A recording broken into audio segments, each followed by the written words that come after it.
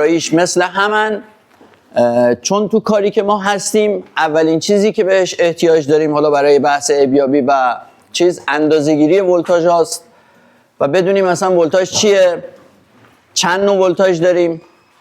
برای این موضوع من مجبورم یه سری چیزا رو بگم به شما همون اولش، مثلا انواع برق رو بگم تا بعد بتونم طریقه استفاده از این دستگاه رو خدمتتون ارائه بدم.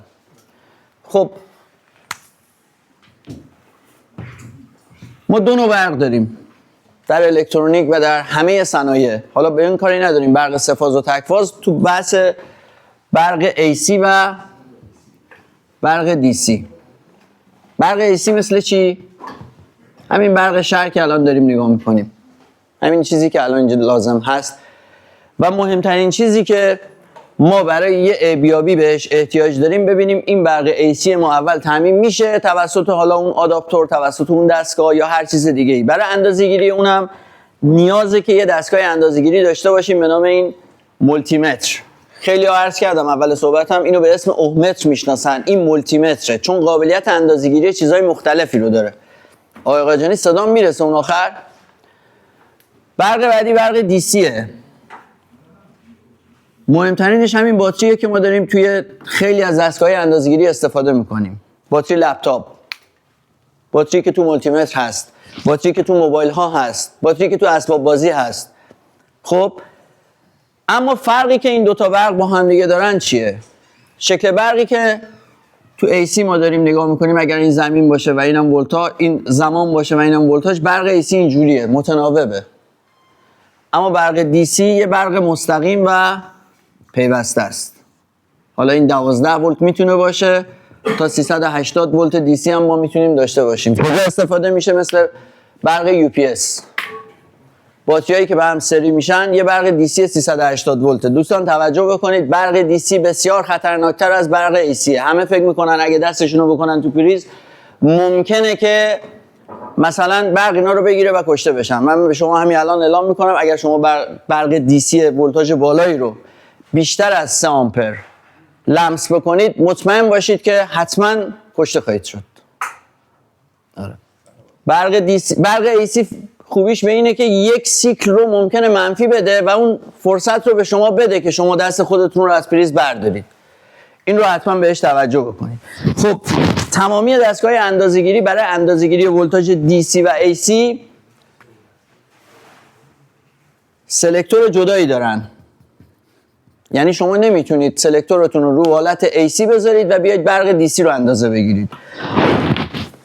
من میخوام اینو براتون تشریح بکنم با توجه به این توضیحاتی که الان بهتون دادم، چون یه مقداری از وقت کلاس رو از دست دادیم. مستقیم میخوام برم سر اصل مطلب. اول میخوام یه ذره راجع به کاربردش بگم. طرف لپتاپ میاره پیش ما، میگه آقا این لپتاپم روشن نمیشه. یه آداپتور داره، شما میخوای آداپتورش رو چک کنی. بعد همین توضیحات کوچیکی که دادم، آداپتور خروجیش DC یا AC؟ DC. ورودی رو باید با چی تست کنیم ما؟ AC. تو AC چند ولت داریم؟ 220 ولت. تو DC هم اگر خواستید نگاه بکنید، حالا متاسفانه قرار بود یه سری وسایل بیارن که نیاوردن. تو DC مثلا تو آداپتورهای لپتاپ ولتاژ خروجی روی اون آداپتور نوشته شده 19 ولت، 16 ولت، 15 ولت، 12 ولت، هر چیزی به همراه اون آمپری که این جریانه میده. یعنی اون آداپتوره بهمون میده. خب از همین مولتی متر شروع میکنیم. حالا تبلیغات نباشه، سری ویکتور VC97 قیمتش قیمت خوبیه و کاراییش هم به درد کار ما میخوره. مثلا چیزی نیستش که بگم خیلی دقیقه و چیزی هم نیست که بگم مثلا نه نمیتونه اندازه‌گیریایی که ما لازم داریم رو بهمون بده. این قسمت پایین مولتی متر یک سلکتور هست که یه سری عدد و ارقام و یه سری حروف زیرش نوشته شده. من شکلش رو اینجا میکشم، دونه دونه توضیح میدم، ولی قبلش میخوام یه نمای کلی از مولتی متر به شما بدم. 4 تا سوراخ رو بعضی از مولتی مترها و تو بعضی از مولتی مترها 2 تا سوراخ داره. این سوراخ‌هایی که رو مولتی متر این شکلی هست اینا کلمپیه، برای اندازه‌گیری جریان استفاده میشه. یعنی نیاز نیست که شما مدار رو قطع بکنید. اینو مثلا همینجوری قرار میدید دور این، جریان رو بهتون اندازش رو میده، حالا جریان AC یا جریان DC. اما مهمترین چیزی که روی مولتیمتر هست اول این کانکتورهای پایینشه، یعنی این ترمینالهای پایینشه که من میخوام توضیح بدم خدمتتون که بدونید اینو اشتباه نزنید. یه ترمینال قرمز رنگ داره که روش نوشته V مخفف ولتاژ، اوم، هرتز یا فرکانس، درجه حرارت، حالا هم بر اساس سانتیگراد و هم بر اساس فارنهایت، تست خازن، تست دیود، بیزر، HFE یا ضریب بهره ترانزیستور میاد ازش استفاده میکنه. این ترمینال قرمز ماست.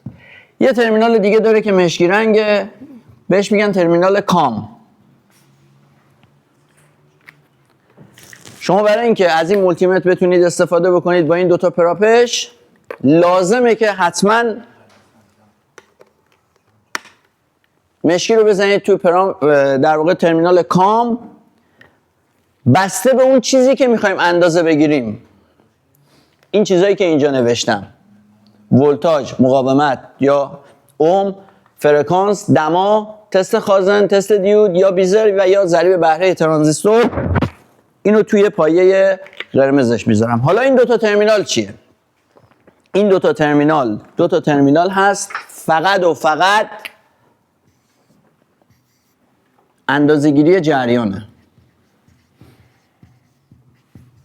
یکیش میشه میلی آمپر، یکیش میشه 10 آمپر حد اکثر، چه AC و چه DC.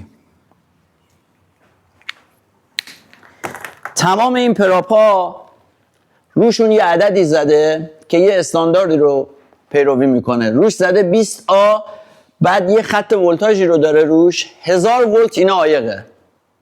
تا 1000 ولت AC و DC رو شما میتونید اندازه بگیرید. یعنی اگه دستتون رو روی این بذارید برق شما رو نمیگیره، خیالتون راحت.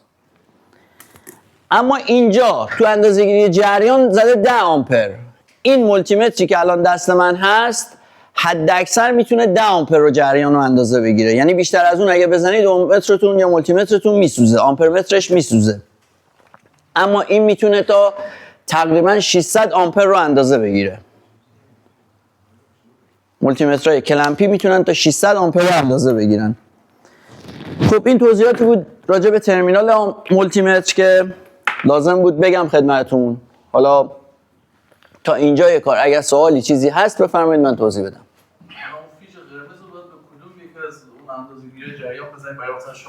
اگر شارژر لپتاپ رو شما اگر بخوای جریانش رو اندازه بگیری با این مولتیمتر نیاز به این داری که شما یه مدار ببندی. الان جلوتر بهتون توضیح میدم اندازه‌گیری جریان باید مولتیمتر توی مسیرتون سری قرار بگیره. آداپتور برای ولتاژ شما میتونی اندازه بگیری. الان جریان آداپتور رو نمیتونید با این مولتیمتر به این راحتی اندازه بگیرید. خب من یه توضیح هم بدم خدمتتون. ما یه مدار داریم بهش میگیم موازی. این دوتا با هم موازی هن. مثلا شما میخواید یه ماشینی رو باتری به باتری بکنید. خب این یه باتری از یه ماشین، اینم یه باتری دیگه. این سر مثبت باتری، این سر منفیه، اینم سر مثبت، اینم سر منفی. حالا کابلاشو اینجوری میزنید. این میشه موازی. یکی دیگه هست مثلا تو اسباب بازی ها دو تا باتری قلمی رو میذارید. هر باتری قلمی چند ولته؟ 1.5 ولته. باتری شارژی 1.2 ولته. باتری شارژی، باتری مثلا تلفن 20 سیم، اینا 1.2 ولت. خب اسباب بازی شما مثلا 3 ولته. دو تا باتری رو با هم دیگه چیکار میکنید؟ شما سری میکنید. یعنی چه اتفاقی میفته؟ مثبت این باتری این منفیشه میخوره به مثبت این و منفی این. این میشه افزایش ولتاژ. یعنی این الان اگه 1.5 این باشه 1.5 هم این باشه 3 ولت در نهایت بهتون ولتاژ میده. اما این چی؟ این اگه 12 ولت باشه اینم 12 ولته. هیچ تغییری نمیکنه. آمپرش رفته بالاتر. یعنی قدرت باتریتون بیشتر شده.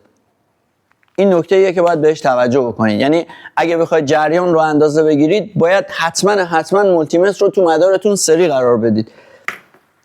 حرف از سری یا موازی شد. بهتره همینجا اینو بگم بعد بریم سراغ مولتیمتر.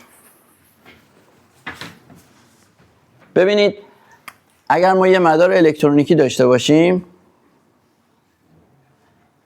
اینجا اگه یه کلید بذارم و اینم یه لامپ باشه بیاد پایین، این فرض میکنیم این باتری 12 ولته. من اگه این کلید رو ببندمش، مولتیمترم رو حالت ولتاژ اگه روی این قرار بدم، اینجا ولتاژی که رو دو سر لامپ میفته رو به من نشون میده.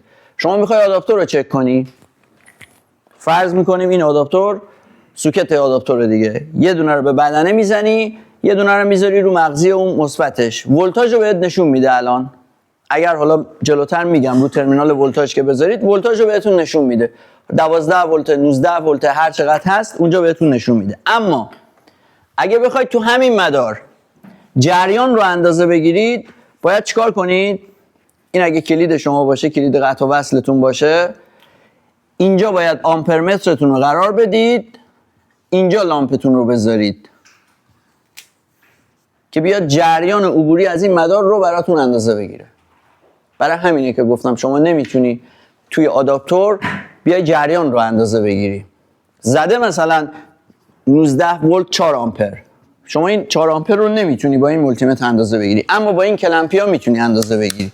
4 آمپر حد اکثر جریانیه که یک مصرف کننده یا اون آداپتوره میتونه ارائه بده به اون مصرف کننده. یعنی اگر شما یه دستگاهی داری، پشت دستگاهتون نوشته، مثلا همون لپتاپی که داریم راجع بهش حرف میزنیم 19 ولت، مثلا 19 و 3 دهم ولت، بعد پشتش نوشته مثلا 6 آمپر، پشت خود لپتاپ، آداپتوری که برای این لپتاپ باید انتخاب بکنید باید بتونه این 6 آمپر رو تامین کنه حداقل دیگه. یعنی یه آداپتور 8 آمپری باید براش بذاری، نه بیای به جای این مثلا خب 19 و 3 اشکال نداره، من یه دونه آداپتور مثلا 4 آمپری میدم کارا درا بیفته، ممکنه روشن کنه، ولی طرف میاد گیم بازی میکنه بهتون میگه آقا آداپتوری که از شما خریدم خرابه، ریپ میزنه، نمیدونم کارت گرافیکش ممکنه کار نکنه، هزار تا اتفاق دیگه بیفته، تاچش ممکنه بپره، هر دلیل دیگه. حالا من نمیگم فقط لپتاپ، مثلا تمام دستگاه‌ها و لوازم الکترونیکی یه قسمتی دارن به نام پاور. الانم تمام پاورها سویچینگ شده. یه زمانی مثلا حتی یو پی اس های جدیدم، شاید مثلا یو پی اس 6 کاوا رو شما با یه دست بتونی بلند کنی، ولی یو پی اس 1.5 کاوا مثلا سارا رو نمیتونی با یه دست بلند کنی، باید بغلش کنی اینجوری مثلا ببری. چرا؟ چون یه ترانس خیلی گنده‌ای توش هست و این ترانس باعث میشه که وزنش بره بالا.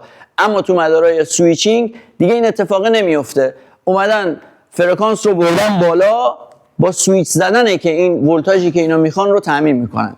پس یادتون باشه اگر پشت یه لپتاپ، پشت یه لوازم، حالا فرقی هم نمیکنه، مثلا ماکروفر خونتون، تلویزیون خونتون، مانیتور خونتون، پشتش زده مثلا چه میدونم 12 ولت 4 آمپر، میری بیرون آداپتور براش میخری 12 ولت 3 آمپر، میبینی که مثلا شب شده یه ذره برق افت کرده، این شروع میکنه به پرش زدن.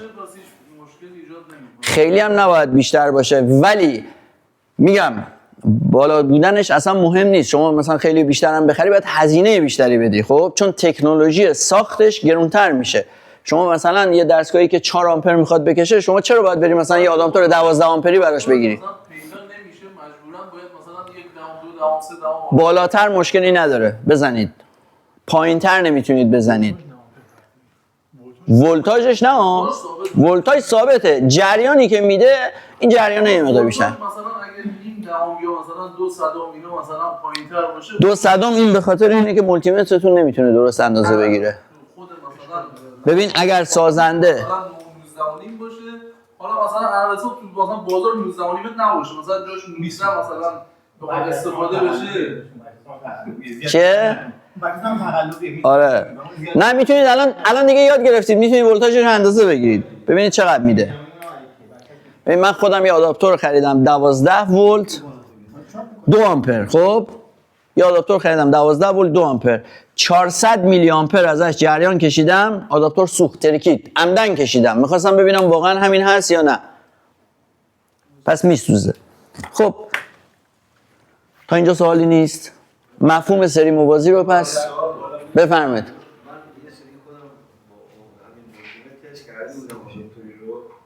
بعد مثلا 12 بود رو دیدم 14 بود میده زیر بار تست کردم معمولا اینجوری هست. دیدم باز افت ولتاژ داره. معمولا اینجوری هست. اگر شما یه آداپتوری دارید که فرض کنید روش زده 12 ولت ولی میایید ازش جریان میکشید میشه 10 ولت، این خرابی خود آداپتوره. خب تو حالت عادی آداپتورها یه مقداری از اون ولتاژ نامی که پشتش نوشته بیشتر هستن، مگر آداپتورایی که اصلا آنالوگ باشه که 100% بیشتره. مثلا دارم میگم آداپتور دستگاه تصفیه آب روش زده 12 ولت، شما اگه با این ولتاژ بگیرید 19 و نیم شاید گاهم 20 ولت رو بهتون نشون بده، چون فقط از یک ترانس اومده استفاده کرده توی این آداپتورها که 220 رو تبدیلش کرده مثلا به 19 ولت این ترانسه، بعد داده به یه دونه دیود پول،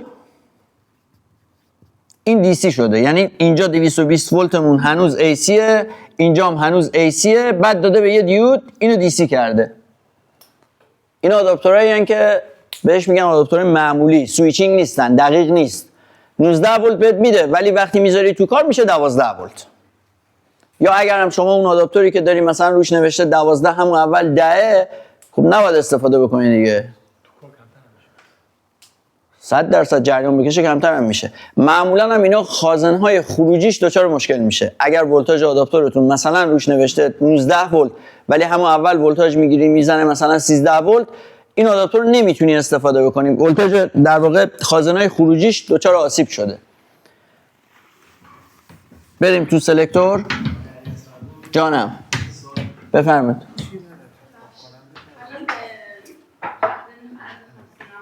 خواهش. برای ماینر 16 آمپر چند ولت میتونیم آداپتور مصرف کنیم؟ ماینر 16 آمپر ولتاژش چقدره؟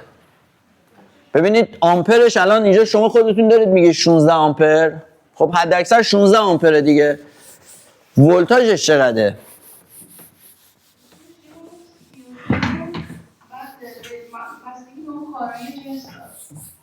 نه ببینید من الان سوال شما رو متوجه نشدم.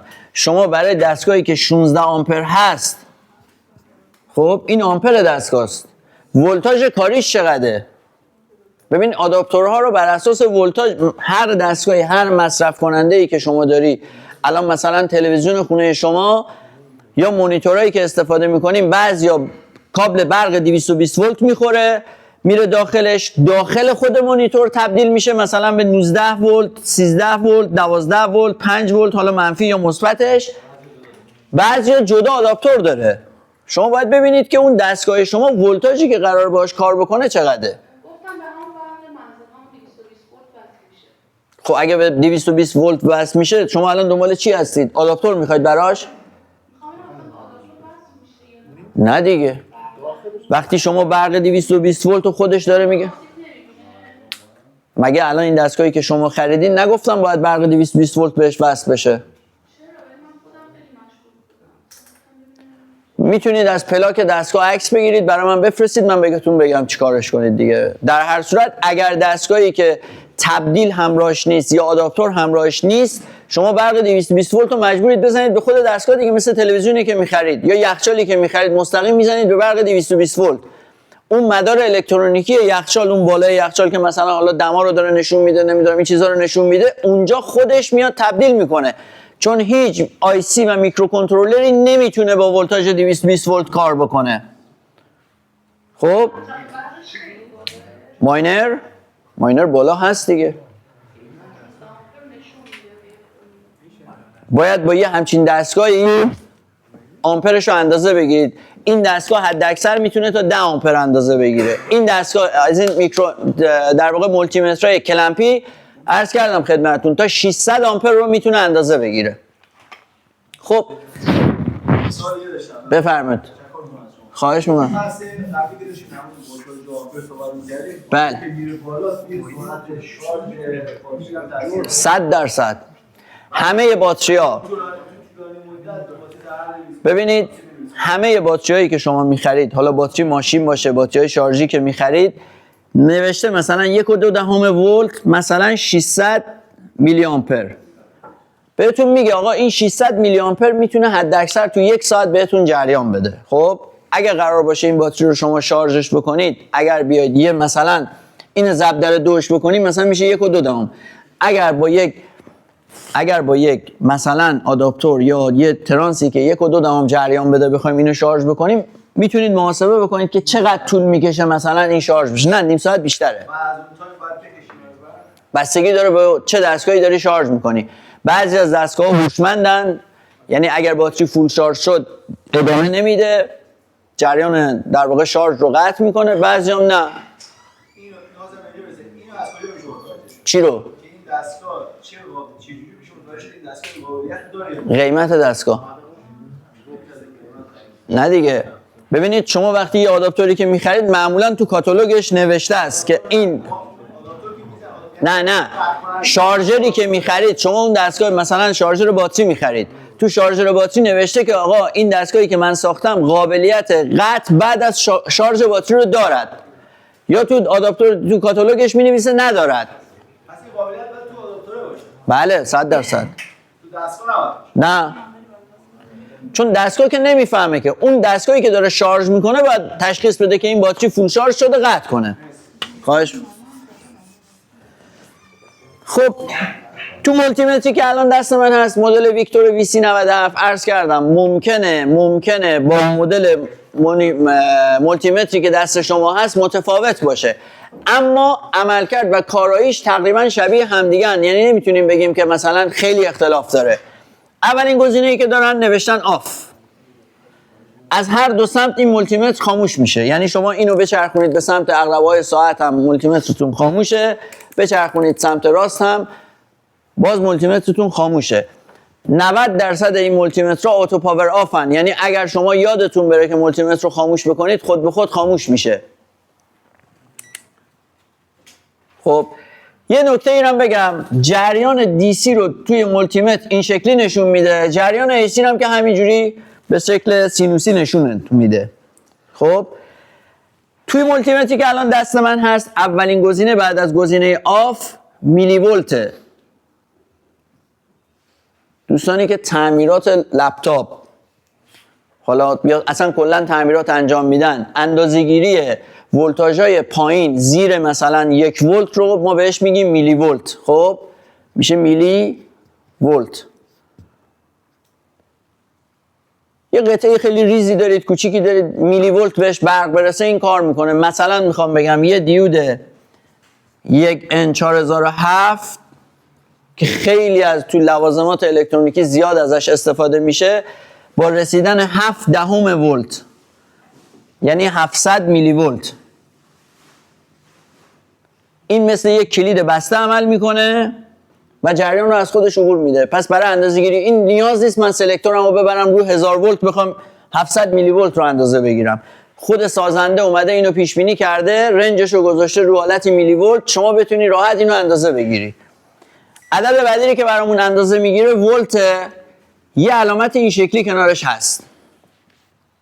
این میشه چی؟ ولتاژ AC. این مولتیمتر معمولا میزنه که ولتاژ AC رو تا چه عددی میتونه اندازه بگیره. با توجه به اینکه این پراپش 1000 ولته، پس این مولتیمتر میتونه تا 1000 ولت رو برامون اندازه بگیره. حالا کمتر از 1000 مثلا شاید 750 AC باشه، DCش تا 1000 ولت رو اندازه بگیره.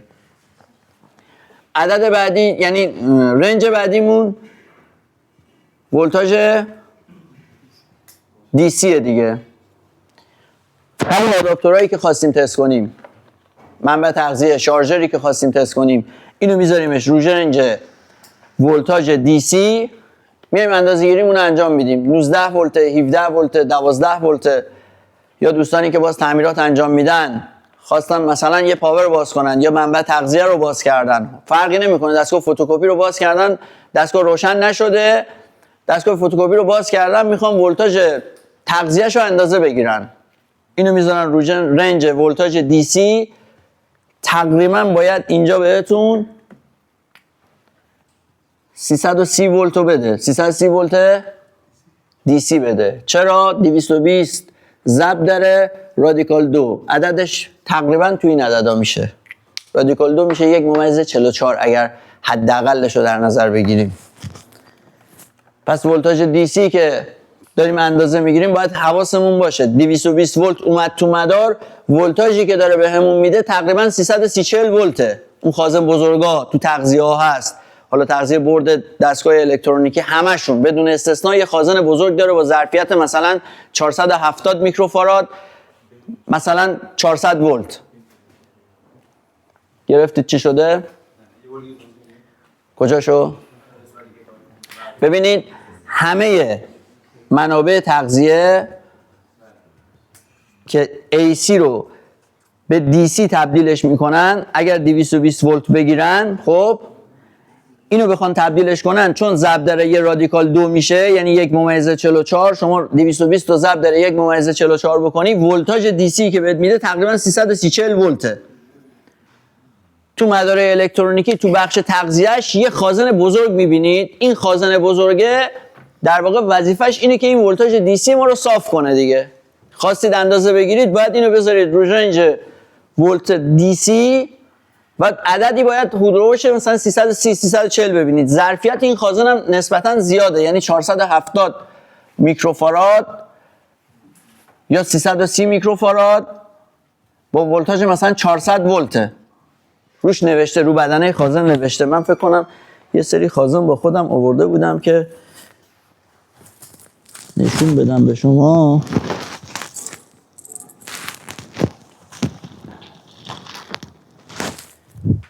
این خازن‌های الکترولیتیه. خب اینا قطب مثبت و منفی دارن، حواستون باشه. اگر یه مداری رو باز کردید، یه خازن بزرگی رو توش دیدید، 2 تا پایه‌اش رو دست بزنید، ممکنه اون برقی که داخل خازن ذخیره شده به شما شوک شدیدی رو بده.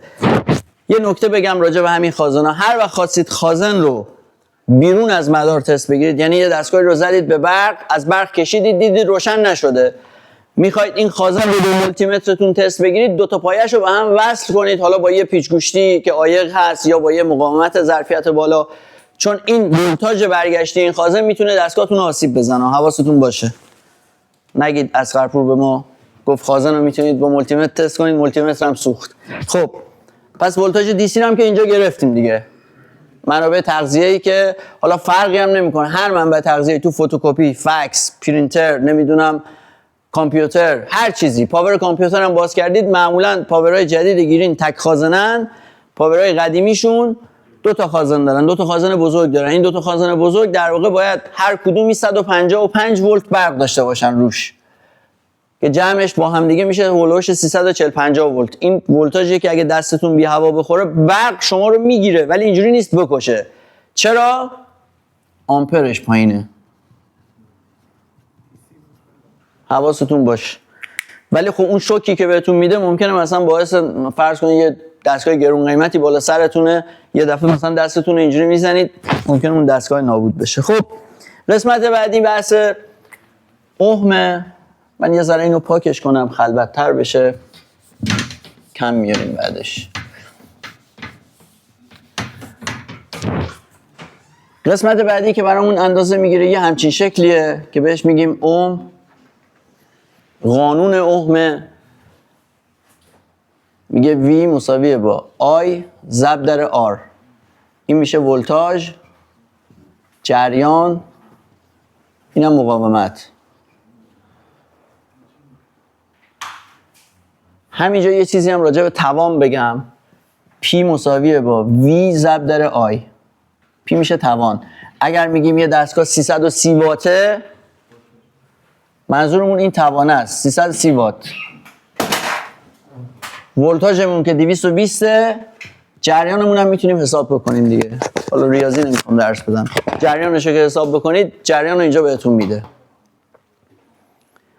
وقتی میگیم یه دستگاهی مثلا 1500 واته، یه لامپی مثلا 100 واته، منظورمون اینه ولتاژ ضرب در جریان میشه اون توانه. خب اوم کجا کاربرد داره؟ اندازه‌گیری مقاومت ها. بررسی یه تیکه سیم.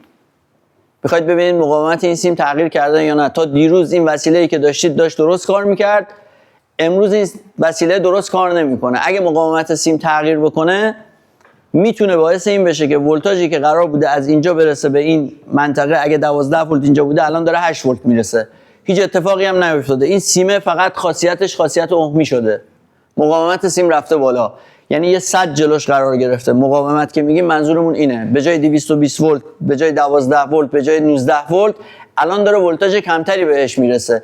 شما یه لپتاپ براتون میاد، آداپتورشو میزنی، میبینی با آداپتور خودش کار نمیکنه. یه دستگاه دیگه میاری، میزنی، میبینی درست داره کار میکنه. یه آداپتور دیگه درست کار میکنه. میای ولتاژ اندازه میگیری، میبینی مثلا 19 و مثلا 3 دهم باید باشه، این هست مثلا 18 و 7 دهم.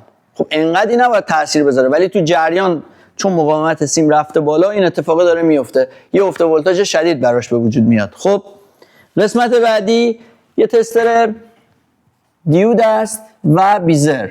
تو بعضی از مولتی مترها ممکنه جدا باشن از هم دیگه. این تست دیوده، اینم بیزره. مولتی متر رو وقتی تو این تستر بیزر میذاریم برای بررسی اتصال کوتاهی یه مداره. میخواید ببینید دو تا نقطه از مدارتون به هم وصل هست یا نیست. کافیه اینو بذارید تو تست بیزر، دو تا سرش اگه به هم راه بده یعنی مدارتون ارتباطش برقراره. دارید همچین چیزی رو مولتی مترتون؟ اون دکمه سلکتش رو بزن. یه لحظه بیار ببینمش. برو. فدای تو. دست دهنه.